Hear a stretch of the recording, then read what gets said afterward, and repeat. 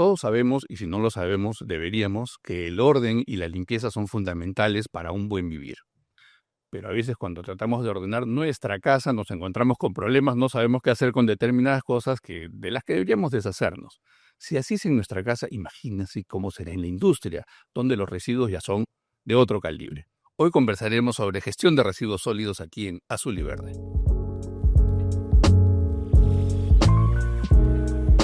Estamos con Alejandro Gamero, director gerente de Green Care Perú. Buenas tardes, buenos días, depende de la hora que vean esto. ¿Cómo está, Alejandro? Bueno, ¿qué tal? Bien. ¿Cómo nace la idea de Green Care Perú? Cuéntenos de qué se trata. Green Care yo tengo dos amigos entrañables que formaron una empresa de estudio de impacto ambiental en el año 1997. Ok.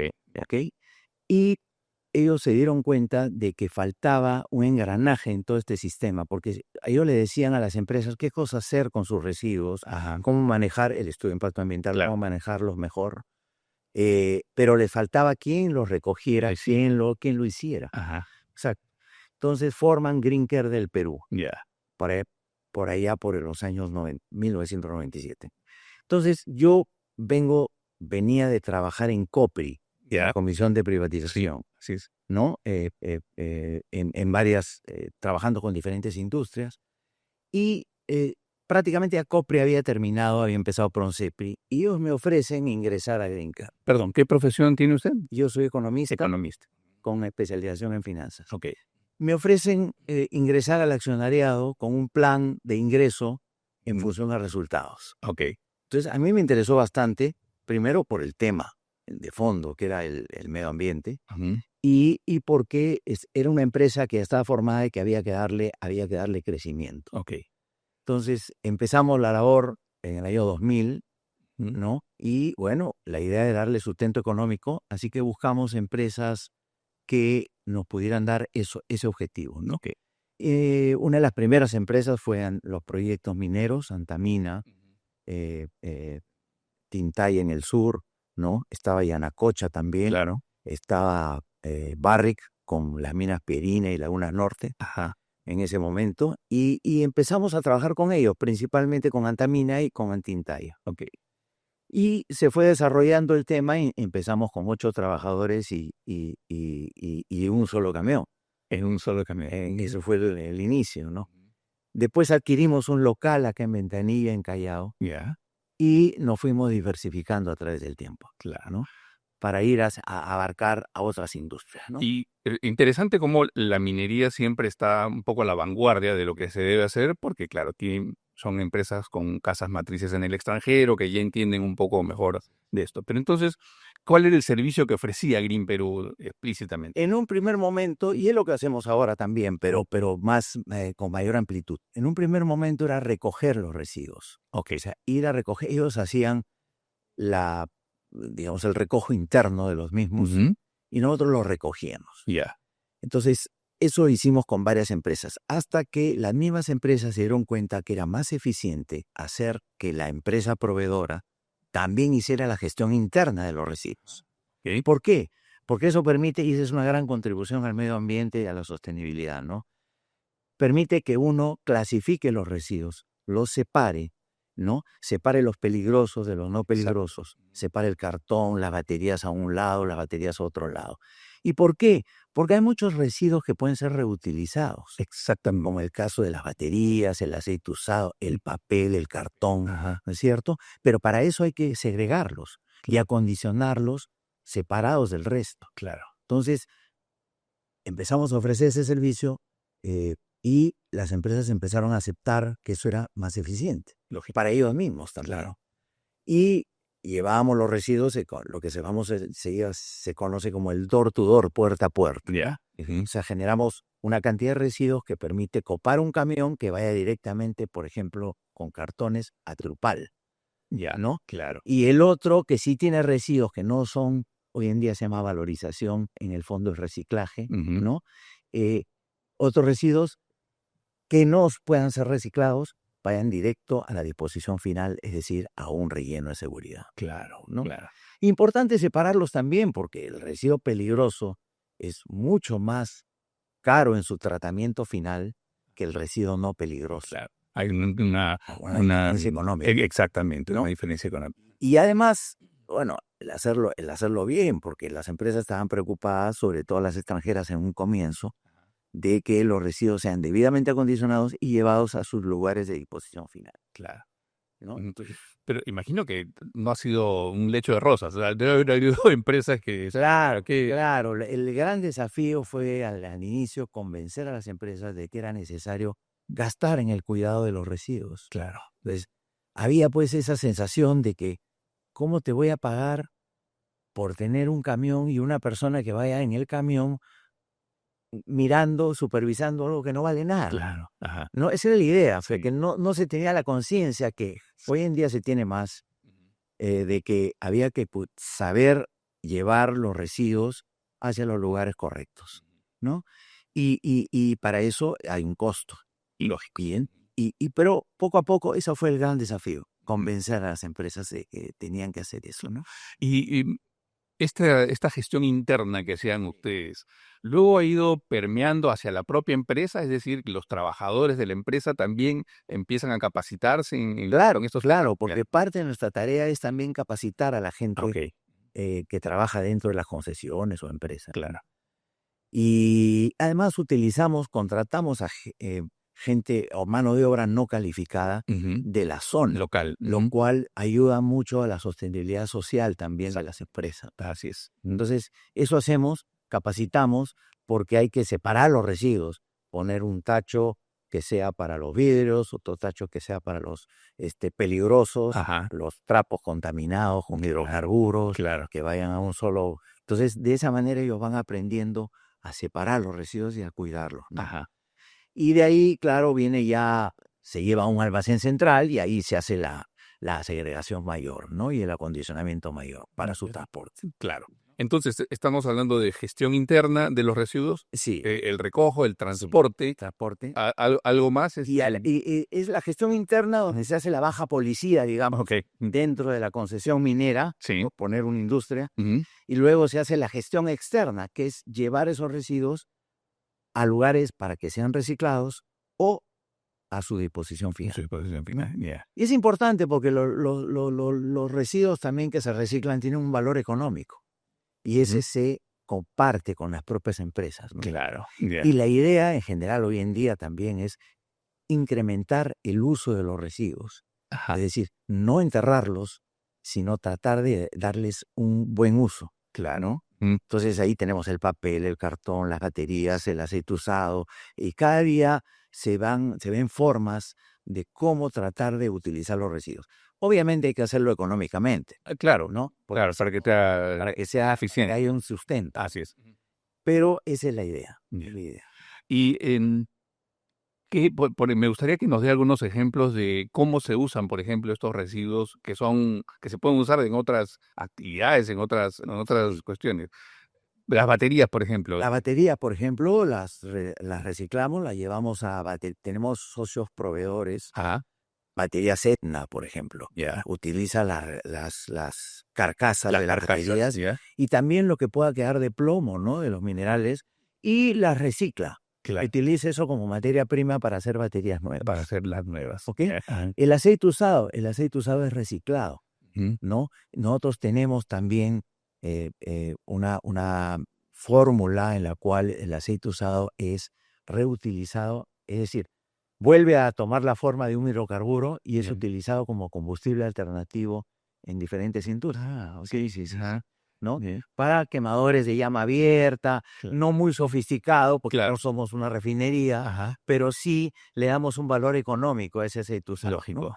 Ese es otro ejemplo. El cartón que se lleva a Trupal, por ejemplo, lo usa como materia prima para hacer cartón. Pero hay que tener mucho cuidado en la segregación, porque ya un cartón que está contaminado ya no sirve para eso. No sirve para eso. Entonces hay que separarlo bien, tener mucho cuidado en ese acondicionamiento para que vaya limpio hacia los... Exacto, es un trabajo minucioso. Sí, es un trabajo minucioso. Como minuciosa debe ser los destinos, o sea, el escoger el destino final, ya sea para disposición final o para este reciclaje, ¿no?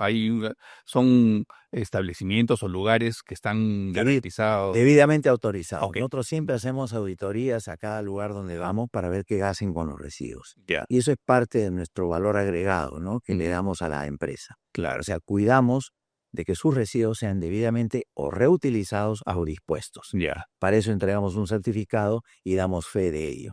Ok. ¿No? Damos fe de ello y claro, para eso estamos autorizados en el Ministerio del Ambiente para hacer se llaman EPS, Empresas Operadoras de Residuos. Okay. EPRS, OPRS. Y ¿quiénes son los que están controlando, digamos, la actividad que hace Green Care Perú? ¿Ministerio del Ambiente? ¿Algún otro? La OEFA. La OEFA, claro. El Ministerio del Ambiente. Ajá. Son nuestros dos órganos supervisores. La OEFA principalmente ve qué se hace con los residuos a las mismas se le llama a las empresas generadoras de residuos. Okay. Sea minera, sea petrolera, o sea una industria, digamos, que esté en Lima, una fábrica. Ajá. ¿Ok? Yeah. Entonces, la OEFA supervisa. Yeah. Ahora, nosotros también nos supervisa el Ministerio del Ambiente. Claro.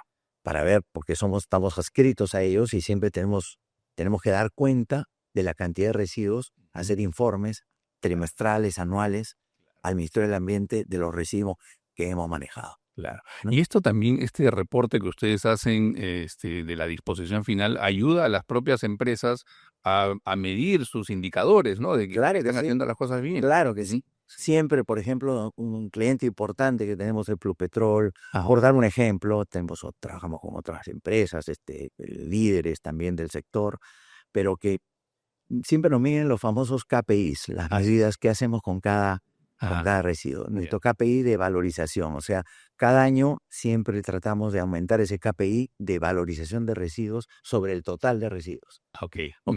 Entonces, cada vez tratar de encontrarle un uso a ese residuo. Yeah. Hay cosas que económicamente, como decía, todavía no se pueden, sí, pero que conforme pase el tiempo y se genere un mercado más grande de esto, se da oportunidad para poder usar esos residuos. Claro.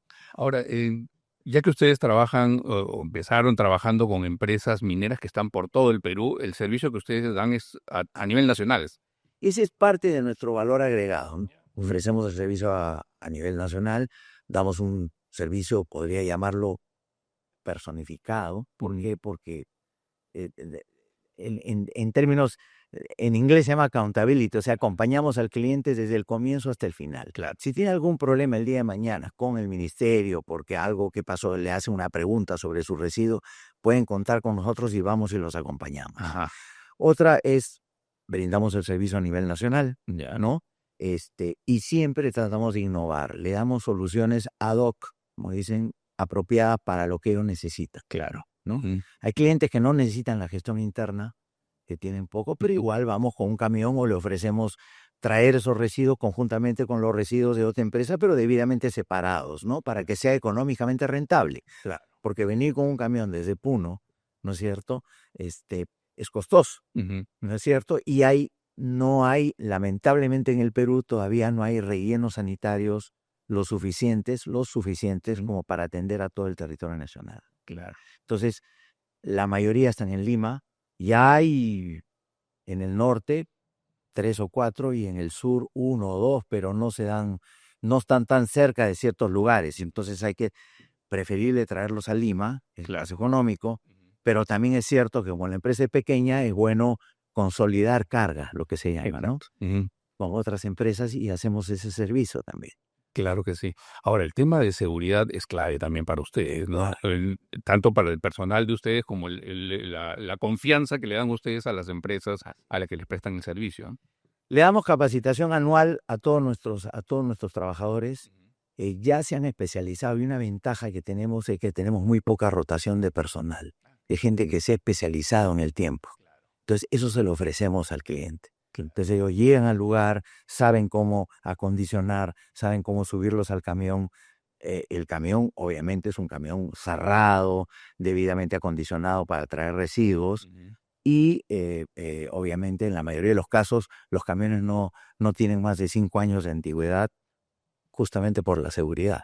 Exacto. Porque lo que queremos evitar es que exista un incidente o accidente que haga que esto sea inviable, ¿no? Pero definitivamente nos preocupamos en eso. La seguridad y el medio ambiente son nuestros dos objetivos. Claro, ¿no? O sea, y eso obviamente le da sostenibilidad social y ambiental al país, ¿no? Claro que sí. Además, si una de esas falla, ustedes deberían resolver eso. Es lo que más, aparte de su gente, es lo que más cuidan. Exactamente. Eso, ¿no? Lo que buscamos es darle formalidad al tema. Y la única manera de darle formalidad es con seguridad y darle una buena práctica ambiental. Claro. Ahora, ya me dijo que trabajan ustedes con distintas empresas. Empezaron con las mineras, pero ahora el abanico de empresas que piden sus servicios es grande. Es bastante mayor. Trabajamos con pesca, trabajamos con el sector agrícola, el sector petrolero en selva. Eso fue otro gran desafío también. Tenemos digamos, una especialidad que es trabajar en la selva. Y eso fue difícil, un gran desafío, porque había que traer residuos desde la selva donde no hay caminos. No hay caminos, claro. Entonces había que buscar barcazas apropiadas, justamente por el tema de seguridad, claro, que pudieran garantizar que eso llegase bien, por ejemplo, a Pucallpa. Pues, ¿y por qué Pucallpa? Porque Pucallpa hay carretera desde Lima hasta Pucallpa. Exacto. ¿No es cierto? Entonces la vía ideal es llevar los residuos de las diferentes cuencas hidrográficas hacia Pucallpa, ¿no? Claro. Entonces, actualmente, por ejemplo, tenemos un centro logístico ahí. En Pucallpa. Claro, almacén, personal, porque recibimos residuos de diferentes petroleras, ¿no? Claro. Petrotal, Pluspetrol Norte, bueno, ahora ya se ha reactivado, y cualquier otro CEPSA que necesite nuestro servicio, ¿no? Ahora, ustedes me decía que están siempre innovando en el servicio que se dan. ¿En qué espejo se reflejan? Es decir, ¿qué países están a la vanguardia de este tipo de tratamiento de los residuos? Hay diferentes, por ejemplo, Francia, un proveedor nuestro, socio nuestro es Valgo, que es un socio especialista en remediación de tierras contaminadas. Que eso hay todavía mucho en el Perú, claro, tanto en la sierra con las mineras, como en la selva con las petroleras. Entonces, por ejemplo, hoy día estamos trabajando remediando tierras conjuntamente con Valgo en el norte, en la zona petrolera de Talara, a CNPC. Claro. Por dar un ejemplo, ¿no? Entonces, ahí tenemos un socio. Tenemos otro socio que trabaja en el mar, que es COAM, que recoge los residuos en mar. Nosotros no somos especialistas en recoger residuos en el mar, pero los recogemos en el puerto. Claro. Ese es socio nuestro, ¿no? Siempre buscando ver qué podemos hacer para atender siempre a todo cliente, ¿no? Claro. Entonces, esos son dos ejemplos, ¿no? Dos ejemplos que implementamos. Walsh, Perú, también es socio nuestro, hace estudios de impacto ambiental, y hay muchos clientes nuestros que requieren eso y les ofrecemos ese servicio a través de Walsh, ¿no?